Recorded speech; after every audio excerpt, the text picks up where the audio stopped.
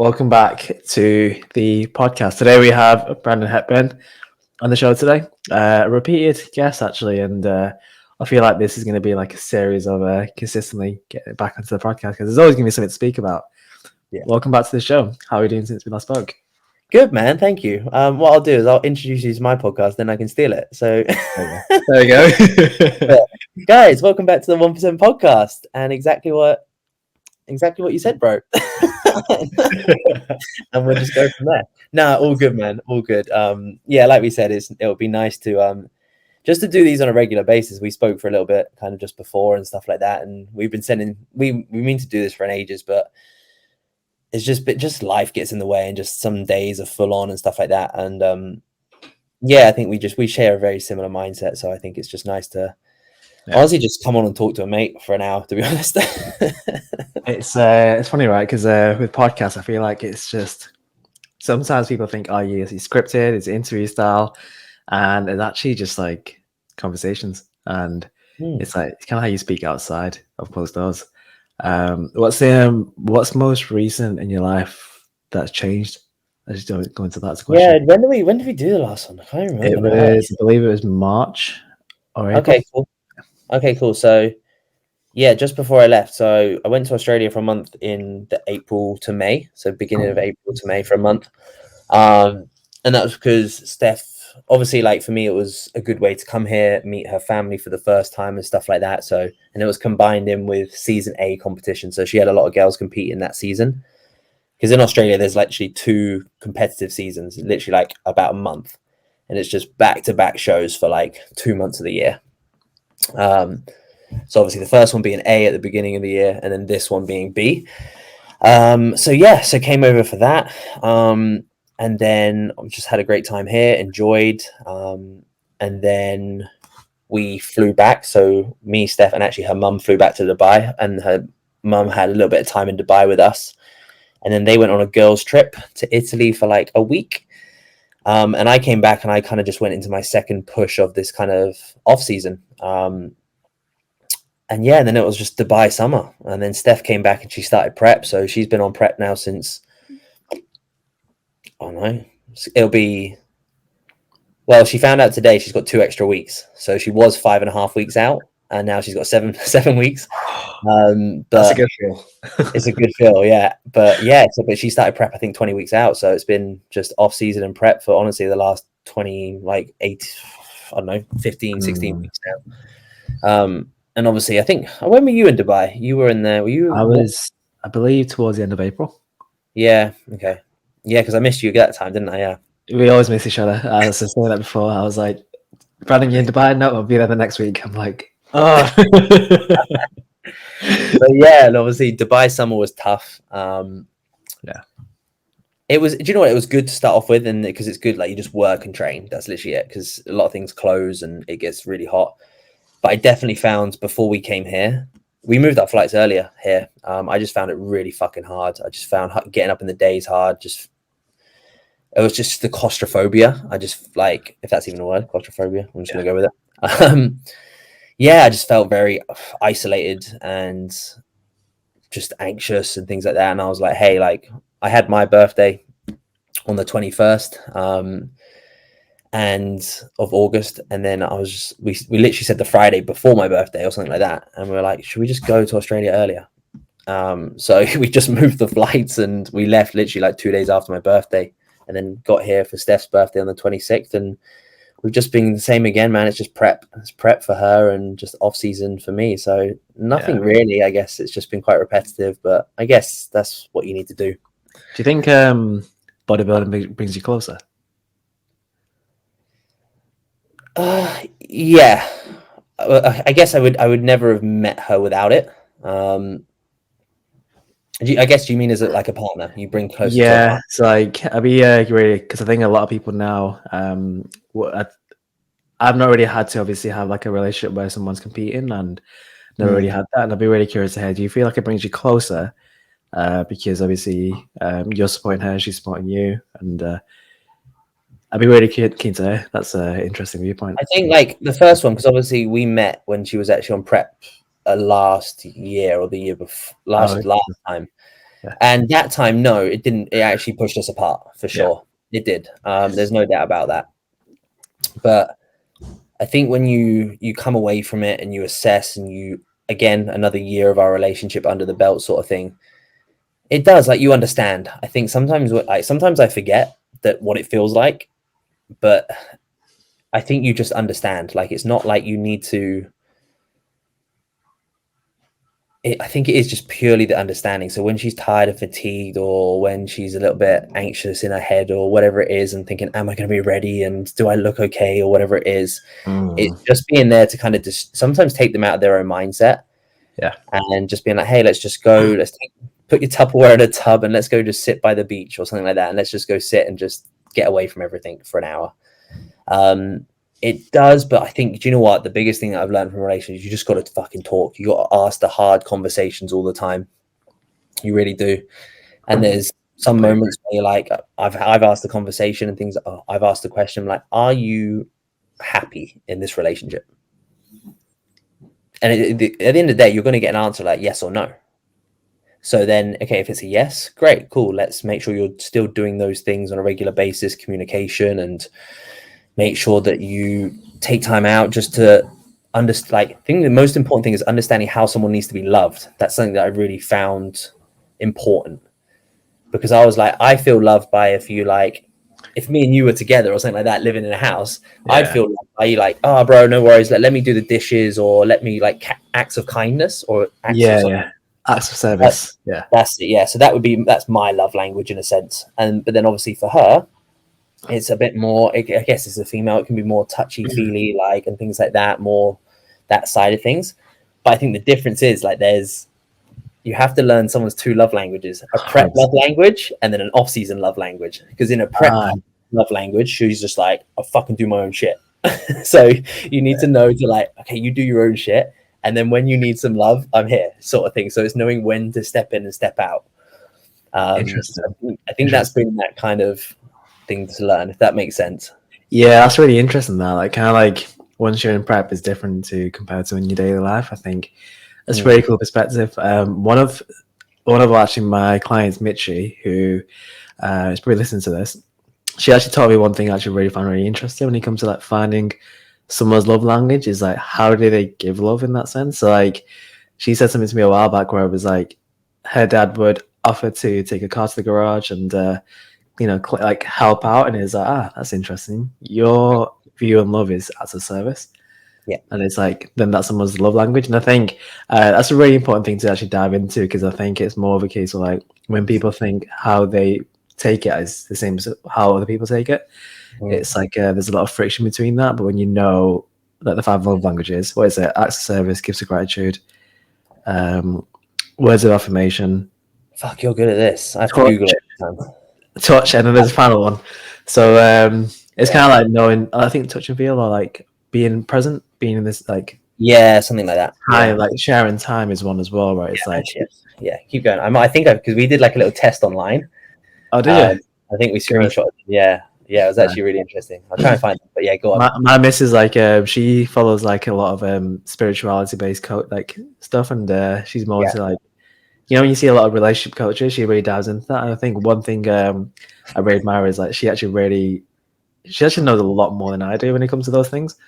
It's good. And, like, it's really refreshing, because we were speaking off camera, and I used to think that being in a relationship would hold me back so many aspects. Because it's funny, right? I was, you see someone and then you're like, I don't know why things aren't going well. And then the moment you're not together, you're like, I've had the best month of my life. And it's like, at the dots, right? And then I was like, oh, that's, women are evil, and I'm not going to go towards that. And then you finally find the right person. Is like, they do lift you up to a high level.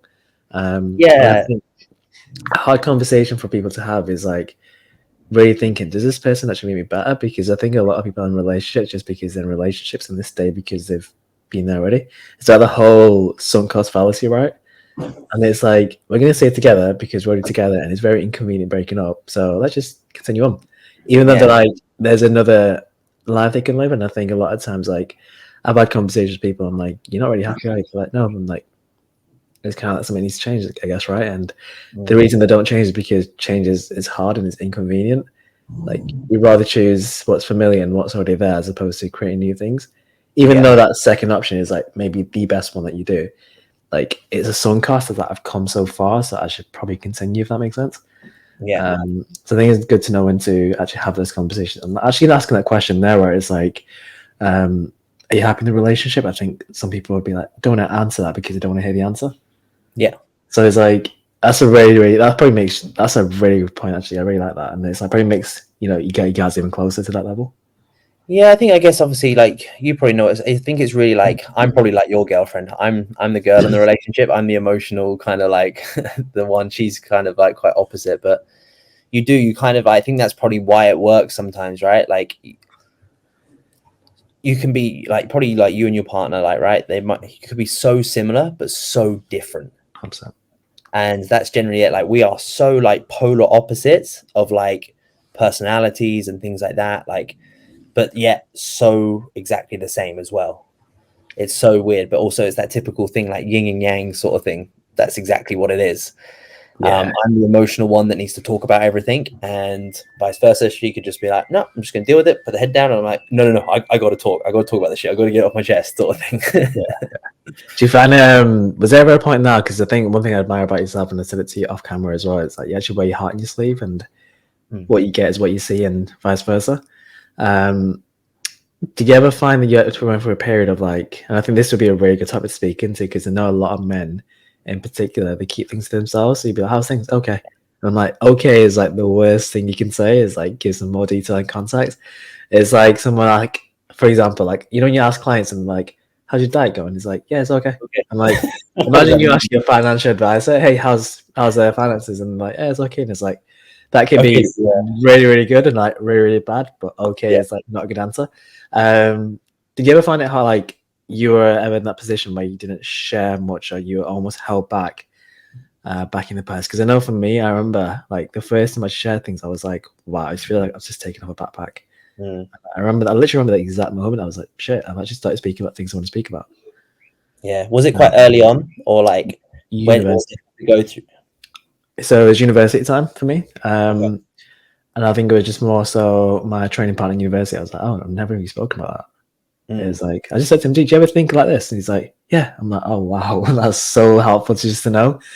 Yeah. And going like, knowing that someone else is going through it with you. Because I think when you think your problems in isolation and your problems are just your problems, no one experiences it, you get super isolated. And that's where a lot of stress builds up. So Because did then you ever it's find like, something for yourself? Like just, you didn't want to share and then how do oh you man, transition? even to this day, right? Like I think sometimes like you go like, oh, like I have this issue, but does anyone else feel like this? I think we know this from coaching and running your own business and Yeah. relationships and training. You're like, am I a good enough coach? Am I doing the right things? Like, is this the right way to do it? And then obviously I would talk to you and you're like, okay, cool. You're fucking suffering as much as I am, or you're doing just as well as I am, sort of thing. So it's just sharing that. I think I want to probably fucking every week, man. I have that conversation and something new pops up or a struggle or a worry. But I guess, I don't know. I think when you do have the right people around you that you feel comfortable just talking with it. I guess there's different people that you'd open up to. Like if it was training or business, I could talk to you. If it was like my relationship or personal stuff, I can talk to I'm very open with my mum and obviously Steph now and things like that. So I guess you just have different people like that you go to for the right potential answers, if that makes sense. 100%. Yeah. And for you, like, one thing I love to dive into is that do you like, actively go out to meet new people in the coaching space or like meet new people in general? I Or should do you do feel like more. do you feel like it comes to you? And this is like an interesting. Yeah, I Really, used to. yeah, I think I used to. Hey, like I think COVID times and like I think kind of at the beginning important part of my coaching, I used to a lot. But I probably say less so now. Like I think I should get more of an effort of like training with people and things like that and doing all that sort of stuff. But I think sometimes you get really stuck in your ways, which is dangerous. But I think sometimes, do you know what that is? Honestly, that's why I do love Dubai, because it's kind of like a neutral zone, if that makes sense. yeah, yeah. It's kind of like it's not like a real place. Everyone's kind of got here randomly together, and we all share a common interest. And when you're kind of there, you know that person's similar minded to you, so you can connect to them on that level. And then you're like, hey, let's do a workout. And most of the time, the people that go there, and obviously it's like we're training at B1 and stuff like that, like they're gonna fucking train hard, so it's not like I'm missing out on a training session either, sort of thing. Yeah, it's interesting, right? Because I remember a while back, it was up to 3 years ago, and I actually asked one of my coaches, because I was just like, from an early age, I was hiring coaches because I was like, I just want to learn and just take that thing in, and any extra surplus I get in terms of savings, I need to go towards that for some reason. Not sure why. I'm still trying to find out.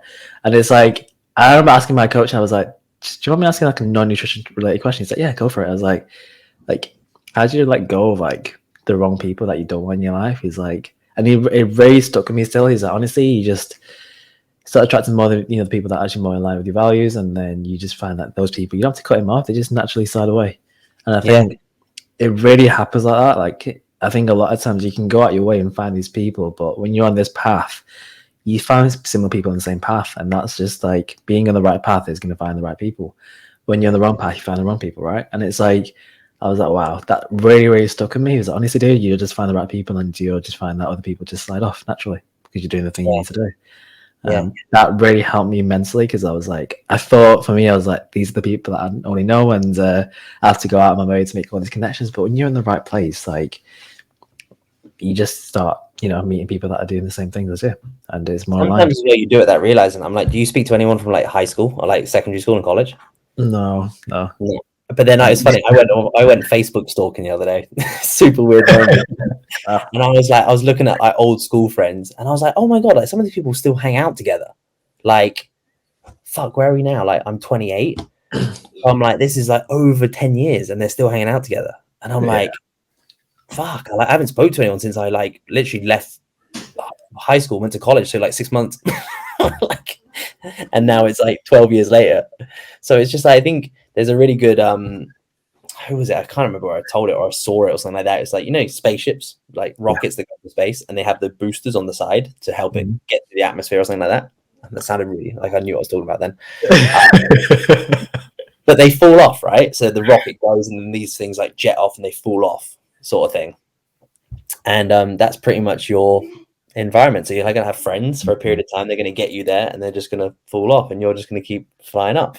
So it's just it's a really kind of, I was like, oh, that really related. I was like, because sometimes you feel like you'll probably know this, like some people you do have to just pull yourself away from. And then you feel like, oh, am I being the fucking dickhead, or am I being the wrong person? Am I being the weird one or the bad person here? And then you realize, actually, no, like you do need to sometimes just push in your direction, and these people will naturally fall off, and then the new people will naturally fall in, like you said. 100%. Yeah, I think it's also like the last thing you want is to stay with the crowd, and then in 10 years' time, point fingers being like, I'm not where I want to be because of you. That's not fair on them as well at the same time. Yeah. I've had sometimes with family as well, and I think there was a period with family I didn't speak to them at all. Now I speak to them very much. I'm probably closer now because of that. It's like I didn't want to get to that place where I was like, in 10 years' time, I'm not here because of you, and then your relationship is even more sour. But it's like, you need to do what you need to do, and then you'll just find that the people either come back if they're the right people. So yeah, I think it's a really, really good point. I really like the analogy where it's like kind of the rocket, and you want to go back and pick those things up, right? You need to keep going. So it's a good place to be. For you, I was actually speaking to one of my good mates, probably one of my best mates actually, Julian, and we were kind of like, when you have like these high level conversations, and you're like, you really go deep. And I think it was at 1 a.m. yesterday, couldn't sleep. I took a modafinil. I was like, bad idea, Tom. It's going live now, everybody knows. But I was taking that like once a month, and because you did loads of content yesterday, I was like, I need some more focus. That's going out. And normally it knocks your sleep back. Does it work? I've never. Is it actually good? Oh, I got 88% in a master's degree because of modafinil. It works, right? It's so modafinil, for anyone listening, is like a focus supplement. It's actually legal to take. Before anyone dives in, it's pretty much like you have a good coffee and you have that really good focus it's like level. Is 20 that shots. for the? Is that 24 hours like that? It's really, really good. Sometimes you have to. One of the things I'd say though, you can just literally go on Google and just search modafinil and order it. Like it's super accessible. One of the things I would say though is like if you are taking it, or if you're thinking of taking it, make sure you know what you're doing first before you take it. Because there's been so many times, and I took it a lot during lockdown. I was like, don't know what I need to focus on, but I'll take modafinil and hopefully it'll help me find out. And I literally remember painting my entire room, get rid of my wardrobe, and I was like, why did I do that? I was like, shit, it's that little thing. Yeah, so I guess have a list and be like, I'm gonna I need work to my do way this through rather this than list. find the list because you'll just end up like hoovering the whole house. And one of my friends spent 12 hours looking for paintings and ordering the right paintings. I remember that. I was like, Jack, we've got exams. He's like, yeah, I can't focus. I need to focus on this instead. It was hilarious. He literally bought like 12 paintings for his whole room. Took 12 hours to decide. I was like, you've got an exam tomorrow, you take it for that. But painting them, they are pretty important to be fair. So they're really good. When you come back to the UK, if you just grab it from Amazon, or you can just like, it's not just Google nootropics and then cool, done. It's super accessible. It's really funny. But like, cool. I think what happened is what I was going to say. Yeah, yesterday I was having a conversation and I was just like my mate. I was like, do you ever like go through beliefs that are like sabotaging? And I'm like super positive all the time, and I always want to be. But there's certain parts I'm like, I know that's limiting me. I don't know where it came from. Never had those thoughts before. I'm like, where did this actually come from? These thoughts. And for me, like one thing I find is that I go through ebbs and flows of knowing exactly who I am, and then for like certain parts, I'm like, who's Irtaza? And like I was just really like opening up yesterday, and like one thing I realized was like in Bali last month. Actually, here's an interesting story which ties into that. Like I never want people to feel left out or feel like they're just not at their best, if that makes sense. And I really want to make sure I'd actually actively go on my way to stand up for the person that's being isolated. And it always doesn't sit well with me. And one thing that happened in Bali was like we were going for like a meal, and there was like 20 of us, and there was a lady that was a little bit older than everyone, and everyone was on like a table of 4 and 5 and 6. There were like 4 different tables, and then she was eating by herself. And I looked over, I was like, that doesn't sit well with me, like having someone eat by himself. So I literally remember I was like, guys, I'm gonna go sit with her, see how she's doing. And I just went over. I was like, I didn't even think twice. I was like, I just need to do that because I know for me there was a part of my life where I just almost tried fitting in, but I just couldn't. And that didn't really have a good time. Like, just went over, had a good chat. She actually told me like everything about Bali and Indonesia, and it was really good to do that. Just going out your way to be like, I don't want someone to feel isolated in a sense. So like for me, sometimes if it's like a family environment, if it's a social environment, and someone's like feels left out, I'm like, I really want to make sure that nobody feels left out because I did. I'm gonna realize that for me was like a value, and I was like, oh, that's almost bleeds into coaching to some degree, like helping people. It's like something I want to do, but I'm still trying to find out like who is Irtaza. Like that's a really hard question to even ask, and you never really have the answers, right? But I was going to say, do you think you'll ever find out? I think it'll always change the answers. I can tell you something today, and then 2 weeks time I'll change. And who's Brandon? I think that's the important thing of growth, right? Because if you asked us a year ago or 5 years ago, like I used to tell people like starvation mode was a real thing, right? I was like, yeah, man, this starvation mode's a fucking thing, bro. Like, if you don't eat, like, that's why you gain fat. I'm like, not really, but like, I was fucking convinced. If you ask me now, I'm like, oh, I have a different opinion now. So, I think it's important. Like, I think it's just knowing, like,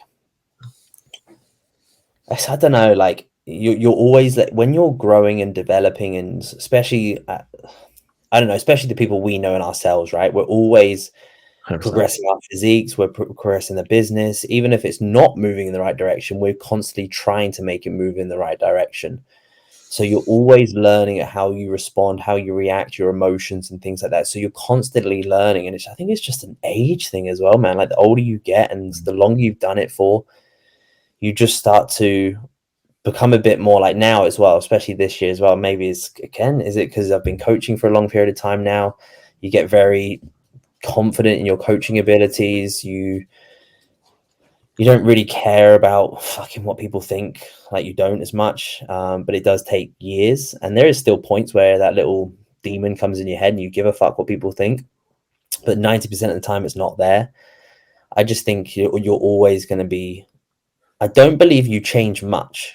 And I don't know if there's like studies behind this as well, but like, I still feel like I'm the same person I was at 12, 16, 18, but I just think I've just grown more skills since then. I've always been an emotional kid. I've always shown my emotions. I've always had my heart on my sleeve. I've always wanted to talk about issues.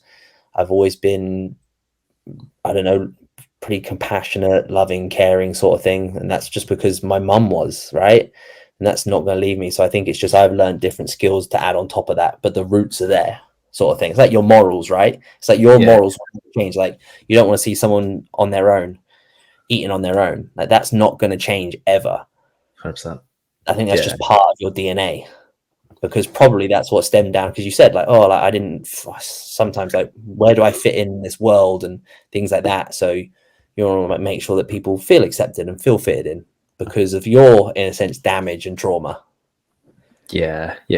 It's I think a really good thing to say as well. And actually, everything you said there in terms of who you were, I can see that. And obviously, I've been following the growth as well. And it's almost like it doesn't really. There's a really good point that you mentioned that you don't really change, but you expose parts even more. Those parts get stronger and stronger.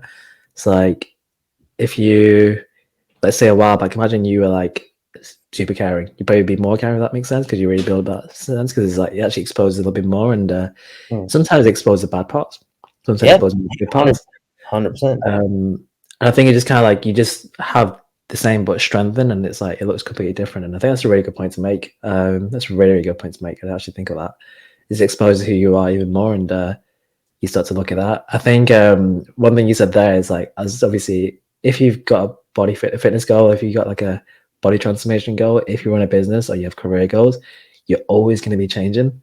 Like every single week is going to be different in your life. I think that's really, really cool because that gives you purpose. Because I know for me, if I'm like, oh, it's the end of the year, I don't have anything to look forward to except for a holiday, then I'm like, there's nothing to look forward to. When you've got fitness goals, you've got physique goals, you've got body, you've got all these goals as well. It's like, I think it's one of the best cures for anxiety, I think, as well at the same time.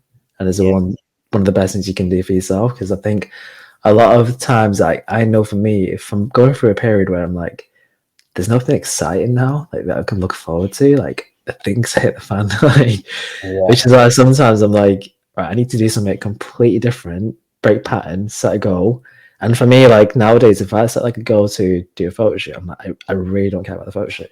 Like I think I remember I did a photo shoot last month. I was like, I don't even care about posting this at all. Like I'm just like, I need something to focus on. That's it. Because the energy is going to go somewhere, right? And like, if you listen to Brad Proctor by any chance, no, he made a really good video. I'm gonna send it over to you because it's really, really good. He said something now where in physics there's like a law where it's like energy isn't created or destroyed, it's transferred. And it's like the same with like energy we've got right now. It's like you're not gonna have different energy. It's like the energy is going somewhere, it's transfer over to something else. So I think like physique goals really help me transfer it into something, and it actually pulls me away from routine a little bit because I'm like, oh, it's 10 p.m. I need to get my steps in, or I need to do this, or I can't do that, and it really pulls you out and it really brings you into the best stance. I think it's like you mentioned, is a really good point to mention. I want to echo it. It's like when you've got goals for your physique and your business, and you've got both of this at the same time, and just career, like there's going to be a consistent level of self-development, and I think that's really exciting. 100%, man. Like I'll always be like, first and foremost, training's always going to be the foundation of everything for me.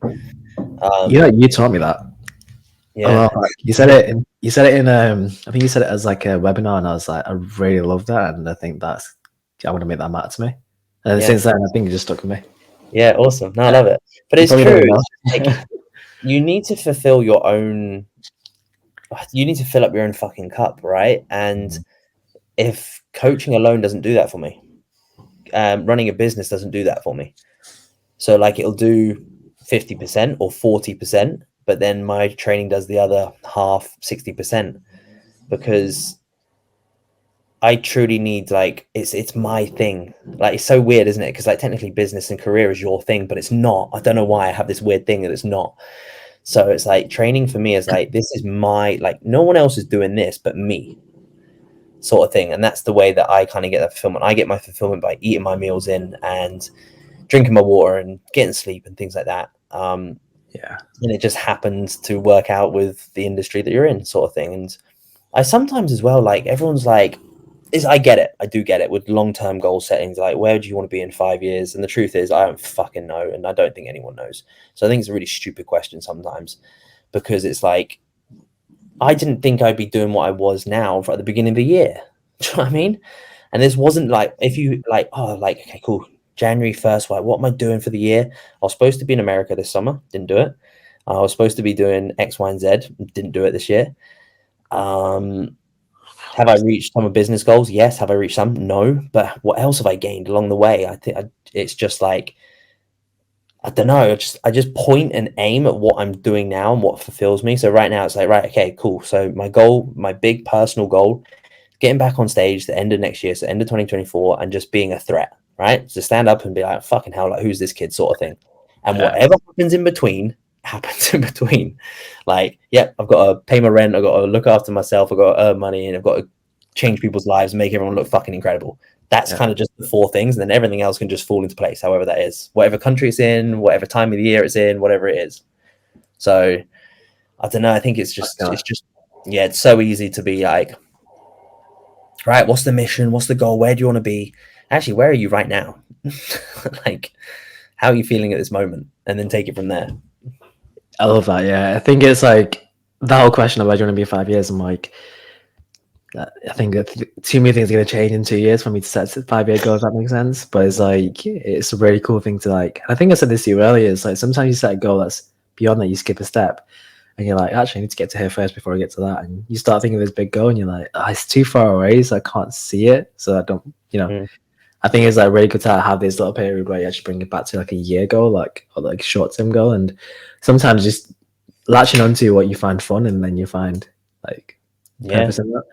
And I think a lot of times I used to panic. I was like, someone's like, which way I go? I'm like, I'd always make it up on the spot to feel like I know what I'm talking about, but actually don't know. Like, don't know, right? Yeah, like, I've got loads, trust me. And I'm like, no, don't. Another person asked me the week after, it's like completely different answer. So I think it's like latching on something that's gonna push you forward and just keep you like engaged, if that makes sense. I think you find like more of that, and you find more and more like clarity of what you want to achieve as you go through it.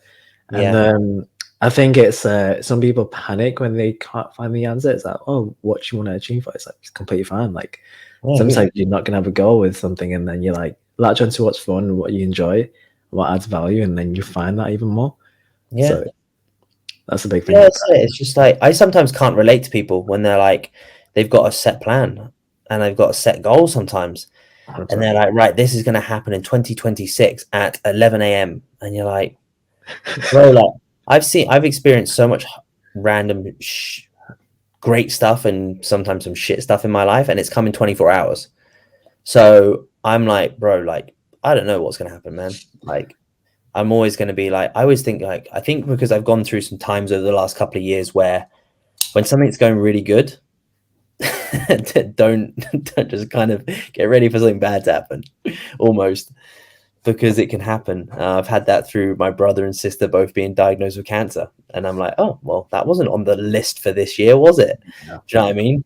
So it's just like, deal with it, or vice versa, like going through heartbreak or whatever that is, and going through tough times with the business and going through personal, like being like, where the fuck am I going for weeks and months? Like, I didn't plan, like, that's not a goal that we set, right? So it's been like, it's just, yeah, I don't know. I struggle to be like, I struggle to connect to people that are like, yeah, this is the plan for the next 5 years, and by the age of 30 I'm gonna have 2 kids and a picket fence. And I'm like, hey, I don't know. I'm close to 30 now, so I don't know what I'm doing, mate. Here's a question for you, and I'd love to hear the answer to this. Is like, what's the best thing that didn't happen to you? Didn't. What did you really want to happen? It didn't happen. Is the best thing that didn't happen?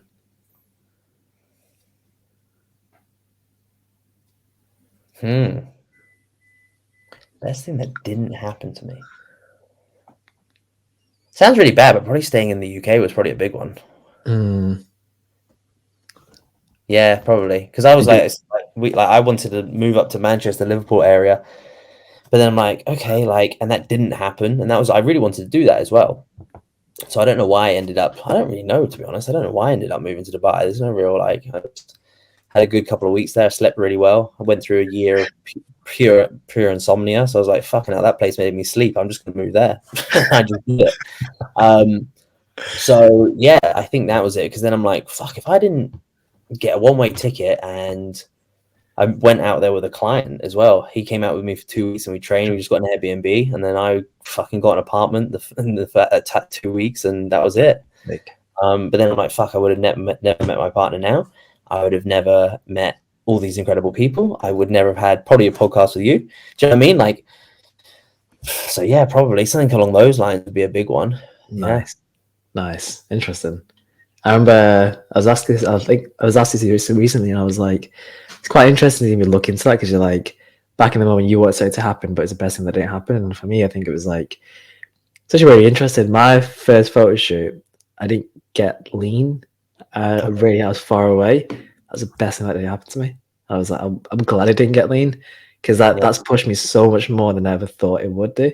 But if I got lean, I'm like, I'm done now. Like, I don't need to take any more photos. I don't need to push myself anymore. So that was the best thing that happened, because I had the conversation with Ben after that. I was like, he said to me, he's like, you really need to, push yourself to the next time and really do it properly. And I was like, that's the best thing that did happen. In the moment, the photos look great. For most people, like, they'd be like, yeah, you look lean and you've got the abs and things like that. But it's at the same time, is it the best thing that did happen? Because I was like, that really pushed me on. That was 3 years ago or 2 years ago. Yeah. And looking back, I was like, that actually worked out so much better for me than it didn't, if that makes sense. That, and then I think it was just more of a case of like, I was working for a company and I was really wanting it to work out, and it didn't work out. And I was like, in the moment, I was like, fuck, what's happened there? Best thing that did happen to me, because like you mentioned now, I wouldn't have met people like yourself. I wouldn't have like done the things that I'm doing right now, which I really love, and like coaching the people I love. It'd be completely different. So I think back then, I was like, this needs to work. Everything relies on it. And I was like, fair, like it didn't work. And then I was like, shit, it didn't work. What's going on now? What am I gonna do? And now I was like, looking back, I was like, that's the best thing that didn't happen. Yeah, that's true. Do you know what? I could do that. My last show, not before the last season, so my first last junior physique show, I just looked shit, like really shit, like horrifically, like over dieted, like to the point where there was no muscle, like there was literally nothing. Terrible coach, like everything, the whole works, and I wouldn't have. Yeah, I probably since then, because obviously then I joined the OT after that and things like that. Like I probably wouldn't have. Oh, so it is. Yeah, I probably wouldn't have had that shit performance, and that like fucking so shit. Probably wouldn't have made me take training seriously. Yeah. It's interesting, right? It's like, it's probably something now I'm like, don't want it to happen, and it actually happens for the best, and I'm looking forward and like, fair play. But I guess it's a lot of things as well. Like, it's quite a good question. I would go down to be like, actually, like I failed school miserably, like so bad, like so bad, like, and I just really struggled at school, like really, like with dyslexic and stuff like that. I really did struggle for a long time. It took me a long time to kind of read and write as well and things like that. And I was just a bit slow and behind with it, like my school year. And generally, like, I'm glad I wasn't. I guess I'm glad I didn't pass anything. I'm glad I was, because like it's sometimes it's generally the biggest factor why I show up every day now, because I just don't want to. It sounds so weird, but I try and work hard every day so I don't fail. Like so I don't feel like a failure. And even then, I'm like, it's more so the inner thing. I'm like, I don't know, like I even say like you're dumb, like you failed sort of thing. And that's kind of that thing that's just stuck with me. So now I'm like, every day I'm like, nah, fuck you, you're not dumb sort of thing. So I just keep trying to work a little bit hard. That's a good point, to be honest. Is like, I'm glad I failed my stats and things like that, right? It's like, now it works out better for you. I used to have like hard time with thinking past being book smart for me. Okay, yeah. Because I actually did really well in school, because I just was an absolute nerd, to be fair. Let's be honest with that. Got a scholarship to go to China to study. I was like, yeah, you're probably taking this a bit too seriously. And I think back then I was like, anyone that doesn't take the studies seriously, I just loses. And I was like, came out and I was like, in the real world, like being book smart really doesn't matter, like at all. Like I know back then I used to compare myself with like peers and other people. I was like, That's so annoying. Like they're doing so much better. How do I tap into that level and doing everything? No social life. I was focusing like studies and everything, and then I realized actually coming out of it, like maybe it's the best thing that did happen. Like maybe like it still did really well, but like I didn't do the number one. It was like number 10, 11. And I really came out of it. I was like, no, I think it's just, I used to think that meant everything. You get the good job, you get the professional recognition, you've got all these qualifications. And I was like, it really doesn't mean anything. And I find it hard to like tap away from that because that's something I believe for a very long time. I still do sometimes. I'm like, that's pretty upbringing as well, right? That's probably like I'd agree. I think that is like, that's definitely upbringing because it's like it really ingrains into you. Like if you haven't got this, then you're just coasting and you got lucky. But it's like actually there's a lot more to it. Yeah, 100%. I think it's just like I always think. I think the biggest like for me, like I think as well, like probably anxiousness and anxiety and things like that, and like what's the biggest cure to that, and that is just taking action, like doing the thing that you don't want to do and doing the thing that you probably should be doing that you need to do. And I generally think that's the same as kind of like if you're academic, like for me, like I'm not academic, but the thing I need to do is I do need to write, and I do need to write content and write emails and do the uncomfortable things. For you, it's the other way around. You're like, okay, do I need to be social and do I need to like do sport and all this sort of stuff? Do I actually need to go out there and network and street smart sort of thing? So it's just doing the uncomfortable things on both ends of the spectrums, really. 100%. That's a really good point. Yeah. Love it. Yeah. We can chat on for days and days and days. I want to be respectful of time. It's is it what is that? The stream thing's in the way for me. Oh, it's 6 o'clock. Shit, it's bedtime. Right? Is it bedtime? Yeah. No, not too bad. I'm not too bad. That's I've got one more call after this, and then I just chill, and then I'll cook up some food, and I'm just getting bad, man. I get to like 4 p.m. and I'm like, the day's done. Like, can we put pajamas on now? I'm getting so bad. So I need to. That's one thing that actually Steph's really good at. Like, she's like, that's one thing. Like, because on prep, like if I'm 20 weeks out, I'm literally just like fucking robotic, like boom, boom, boom, boom, boom.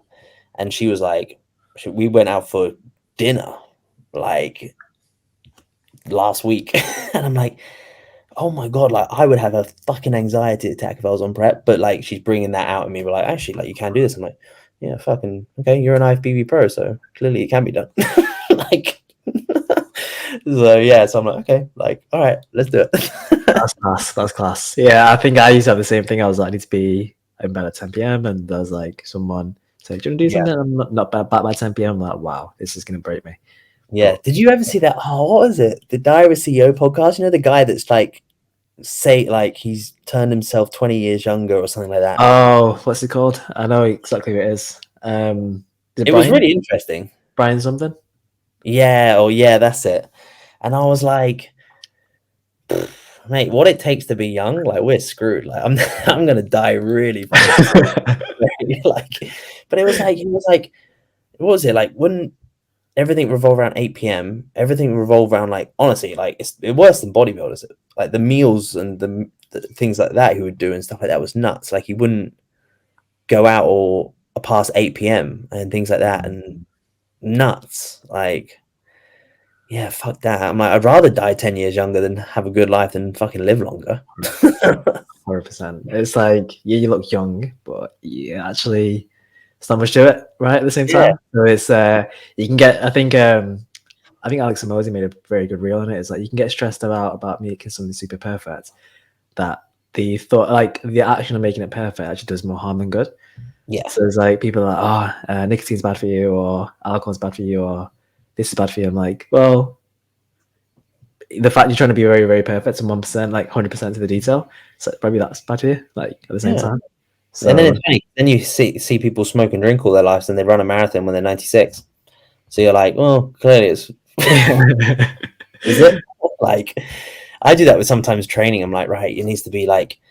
I think the more actually bro bodybuilder I'm starting to become, like you sometimes don't. Like it's the same with like rep ranges and stuff like that. I used to be like on the books and things like that, and I'm like, if it's there, I'll fucking pump it out. If it's not, I won't pump it. Do you know what I mean? And I'm like. If I'm safe, I'll go for it. If I'm not, I'll stop. If it's a, you go to a different gym, and if you're like, oh, I normally run this perfect flat press and it's a Nautilus thing, and I'm like, all right, just give me some fucking cables and we'll just put a bench up and let's press. Like, you know what I mean? Yeah. So yeah, and you just at the end of the day, like, what gets the best results, and like, who can consistently work hardest every day and do it for the longest. I think that's a really, really good point. I've always found it hard to like logbook to the detail because I'm like, I just know if I train hard, I've got 3 lifts I want to do per week and progress on, and I just train to failure. Like, Yeah, that's what you need. I don't know how much to lift for tricep pushdowns. Like, and oh it's man, between this and that, you can't do that. Like, right? And famous levels, people are like, I can't get any more than 6. I'm like, bro, it took me fucking 10 years to get to 10, so don't rush. right. I literally made a video. I was like, yeah, I did the same when I came out of the room. Like, I still do 6 kilogram lateral raises then. I'll still do it now. I'll still do it in 10 years from now. And it's fine. Yeah, Like, yeah. That's it. This shit. Just Okay. twist your pinky a bit more, and it'll fucking burn a little bit more. There you go. Right. Yeah, Pour no, that drink at the top. yeah. So, and there's also a point that, like, we know now, especially with bodybuilding, it's like, it's generally not like we could literally run 2 plates, 3 plates, 17 plates, but it's literally just like, okay, every week just move it better. Like, literally just fucking move the weight better. Doesn't matter if the weight stays the same, and you do over that. Like, if the set took you 40 seconds before, next week make the set last 45 seconds, 5 seconds longer. That stimulus alone, then make it 50 seconds, then make it a minute. Do you know what I mean? There's so many ways of just driving things up. It's just how we move it. My drop. Yeah. Love it. Love it. For people listening on my show, where can they find you? Everything will be in the caption below, but where would be the best place to reach out? IG, isn't it? That's about it. It's like giving away your mobile number or your email. Yeah, she is, right? Instagram, I think it is just my name. I think Instagram is just my name. I think it's Brandon Hepburn. Yeah, I think nice. so. Nice. Don't change that. I can see someone changing it. You're like, oh, how much for the handle? I'm waiting for someone who's like minted to buy it. I think mine is like, I try to get my full name, and I think it's a guy with a BMW. He's not used the account for years, and I keep messaging him like, hey, £50, 100, 150. It's still not replying. I'm like, dude, you've got cash in the DMs. Take it. Yeah, got BMW, and like that's his icon. And is that one of the pictures you get from Google? I'm like, dude, I need your name. Yeah, shit. It's yeah. But yeah, it's just Brandon. But the same for mine, man. Where can people find you? So mine's the exact same. So it's my name, Irtaza, IRTAZA, but a dot after the R, so IR.Taza. Yeah. And take it from there. I'm looking forward to the next time. I'll definitely have to do another one because I think this can go on for days and days and days. So yeah, 100%, man. 100%. When you actually when did you say you were going to Dubai? So I'll be there for Charlie's event from the 8th till the 14th. Of October. And of November. Oh, okay. When are you back? End of November, I think. End of November. Cool. And yeah, then, I think there'll probably be another part in March. Are you planning to stay in Australia? No, we'll be back. So we've got this now till the 26th of October. We're here. Nice. Then we're in the US. So we fly to the US for Steph's shows, and that's gonna be cool. I'm excited because she actually just found out her shows today because 2 of them have actually been cancelled. Yeah. so we're actually going for the Olympia weekend, so I get to watch the Olympia. So I'm actually fucking so hyped for that now. Big time. So yeah, so we're in there, but I think because they move things around, I think we're going in there. But then her shows are actually in Hawaii, Japan potentially, and somewhere else. Yeah, they're not even in the US now because all the US shows are done at that point. So, but we already booked the flight because we thought 2 shows were going to be. You got more time there. It's going to be hanging around in the US for like 3 weeks. So we're like, all right. That's class. That's class. In the new year, you going back to Dubai thinking, or are you thinking of Australia? Yeah, so we're back in Dubai. We go literally straight from her last show back to Dubai. So we'll be there, and we're just going to the UK for Christmas for like 5 days, something like that. Oh, amazing. Nice. Yeah. So nice. super easy. And then that's it. And then we're just back in the desert. Guns and blazing. That's it. Yeah. Easy. No, thank you. And obviously, yeah, thank you. It was awesome. Likewise, buddy. The pleasure, and look forward to the next time, and catch you very soon, buddy. Perfectos. See you soon. Have a great rest of your day.